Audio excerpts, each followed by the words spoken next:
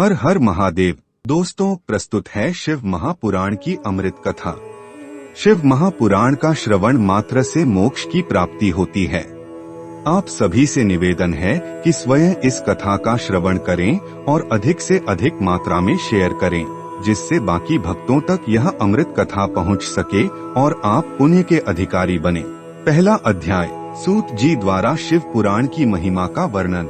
श्री शौनक जी ने पूछा, महाज्ञानी सूत जी, आप संपूर्ण सिद्धांतों के ज्ञाता हैं, कृपया मुझसे पुराणों के सार का वर्णन करें। ज्ञान और वैराग्य सहित भक्ति से प्राप्त विवेक की वृद्धि कैसे होती है तथा साधु पुरुष कैसे अपने काम, क्रोध आदि विकारों का निवारण करते हैं। इस कलयुग में सभी जीव आसुरी स्वभाव के हो गए हैं। आथ कृपा करके मुझे ऐसा साधन बताइए जो कल्याणकारी एवं मंगलकारी हो तथा पवित्रता लिए हो।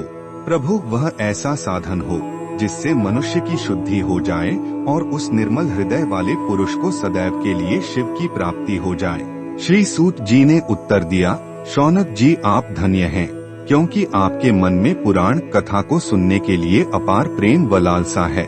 इसलिए मैं तुम्हें परम उत्तम शास्त्र की कथा सुनाता हूँ। वत्स, संपूर्ण सिद्धांत से संपन्न भक्ति को बढ़ाने वाला तथा शिवजी को संतुष्ट करने वाला अमृत के समान दिव्य शास्त्र है शिव पुराण। इसका पूर्व काल में शिवजी ने ही प्रवचन किया था। गुरुदेव व्यास ने सनत कुमार मुनि का उपदेश पाकर आदर पूर्वक इस पुराण की रचना की है। यह पुराण कलयुग में मनुष्यों के हित का परम साधन है। शिव पुराण परम उत्तम शास्त्र है।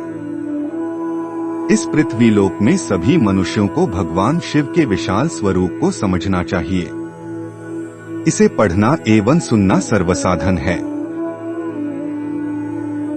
यह मनोवांछित फलों को देने वाला है। इससे मनुष्य निष्पाप हो जाता है तथा इस लोक में सभी सुखों का उपभोग करके अंत में शिवलोक को प्राप्त करता है। शिव पुराण में 24,000 श्लोक हैं, जिसमें 7 संहिताएं हैं। शिव पुराण परब्रह्म परमात्मा के समान गति प्रदान करने वाला है। मनुष्य को पूरी भक्ति एवं संयम पूर्वक इसे सुनना चाहिए। जो मनुष्य प्रेम पूर्वक नित्य इसको बांचता है या इसका पाठ करती है, वह निःसंदेह पुण्यात्मा है। भगवान शिव उस विद्वान पुरुष पर प्रसन्न होकर उसे अपना धाम प्रदान करते हैं। प्रतिदिन आदर पूर्वक शिव पुराण का पूजन करने वाले मनुष्य संसार में संपूर्ण भोगों को भोगकर भगवान शिव के पद को प्राप्त करते हैं। वे सदा सुखी रहते हैं। शिव पुराण में भगवान शिव का सर्वस्व है। इस लोक और परलोक में सुख की प्राप्ति के लिए आदर पूर्वक इसका सेवन करना चाहिए। यह निर्मल शिव पुराण धर्म, अर्थ, काम और मोक्ष रूप चारों पुरुषार्थों को देने वाला है। आथ सदा प्रेम पूर्वक इसे सुनना एवं पढ़ना चाहिए।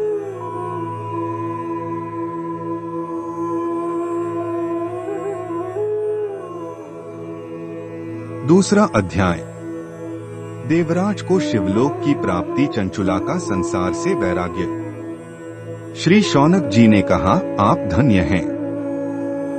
सूत जी, आप परमार्थ तत्व के ज्ञाता हैं। आपने हम पर कृपा करके हमें यह अद्भुत और दिव्य कथा सुनाई है। भूतल पर इस कथा के समान कल्याण का और कोई साधन नहीं है। आपकी कृपा से यह बात हमने समझ ली है। सूत जी, इस कथा के द्वारा कौन से पापी शुद्ध होते हैं? उन्हें कृपा पूर्वक बताकर इस जगत को कृतार्थ कीजिए। सूत जी बोले, मुने, जो मनुष्य पाप, दुराचार तथा कामक्रोध, मद, लोभ में निरंतर डूबे रहते हैं, वे भी शिव पुराण पढ़ने अथवा सुनने से शुद्ध हो जाते हैं तथा उनके पापों का पूर्णतया नाश हो जाता है। इस विषय में मैं तुम्हें एक कथा सुनाता हूँ। देवराज ब्राह्मण की कथा। बहुत पहले की बात है, किरातों के नगर में देवराज नाम का एक ब्राह्मण रहता था। वह ज्ञान में दुर्बल, गरीब, रस बेचने वाला तथा वैदिक धर्म से विमुख था। वह स्नान संध्या नहीं करता था तथा उसमें वैश्य वृत्ति बढ़ती ही जा रही थी। वह भक्तों को ठगता था, उसने अनेक मनुष्यों को मारकर उन सबका धन हड़प लिया था। उस पापी ने थोड़ा सा भी धन धर्म के काम में नहीं लगाया था। वह वेश्यागामी तथा आचार भ्रष्ट था।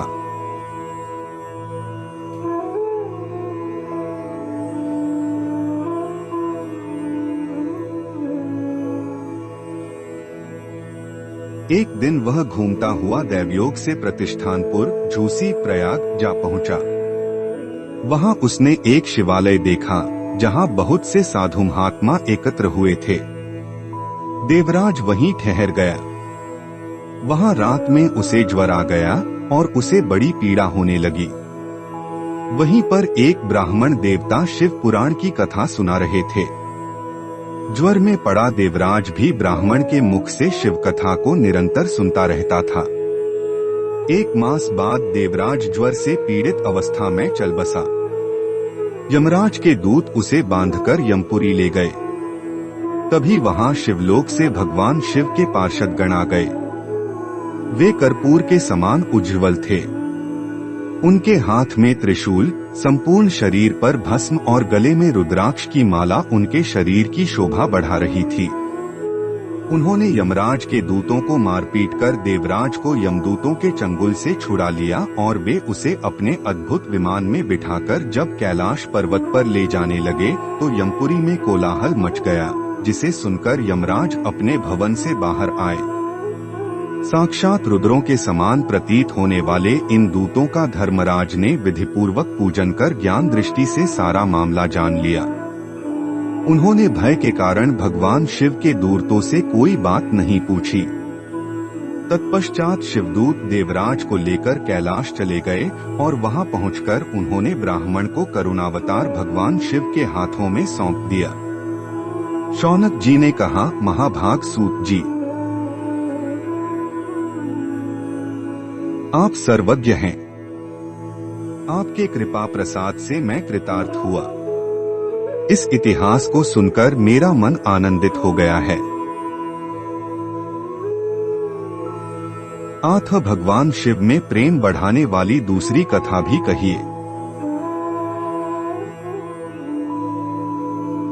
तीसरा अध्याय, बिंदु ब्राह्मण की कथा।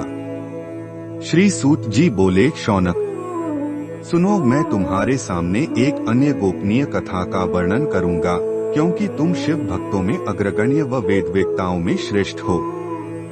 समुद्र के निकटवर्ती प्रदेश में वाशकल नामक गांव है, जहां वैदिक धर्म से विमुख महापापी मनुष्य रहते हैं। वे सभी दुष्ट हैं एवं उनका मन दूषित विषय भोगों में ही लगा रहता है।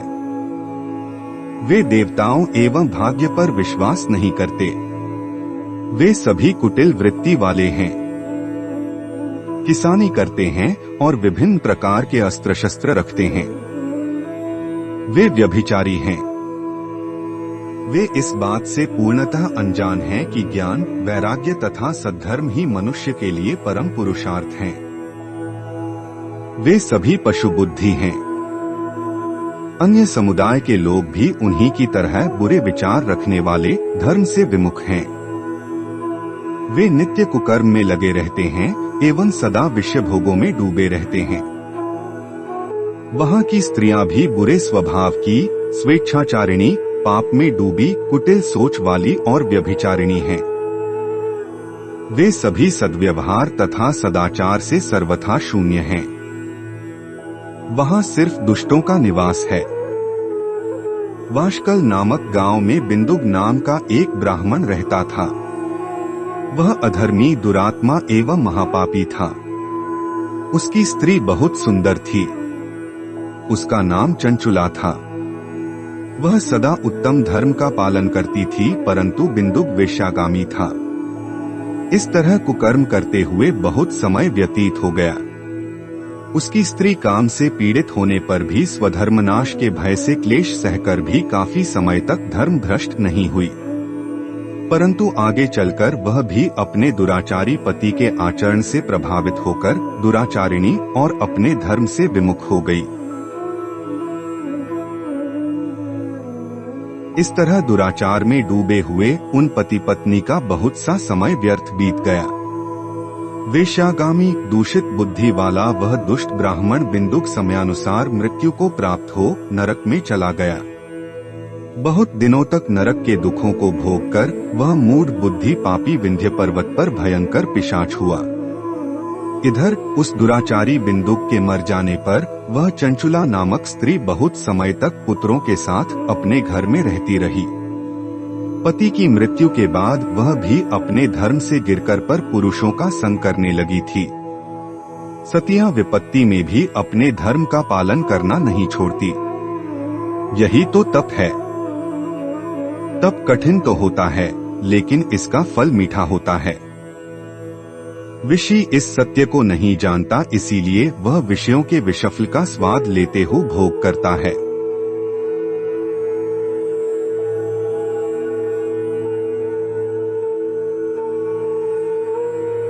एक दिन दैवयोग से किसी पुण्य पर्व के आने पर वह अपने भाई बंधुओं के साथ गोकर्ण क्षेत्र में गई। उसने तीर्थ के जल में स्नान किया एवं बंधुजनों के साथ यत्र तत्र घूमने लगी। घूमते घूमते वह एक देव मंदिर में गई। वहां उसने एक ब्राह्मण के मुख से भगवान शिव की परम पवित्र एवं मंगलकारी कथा सुनी।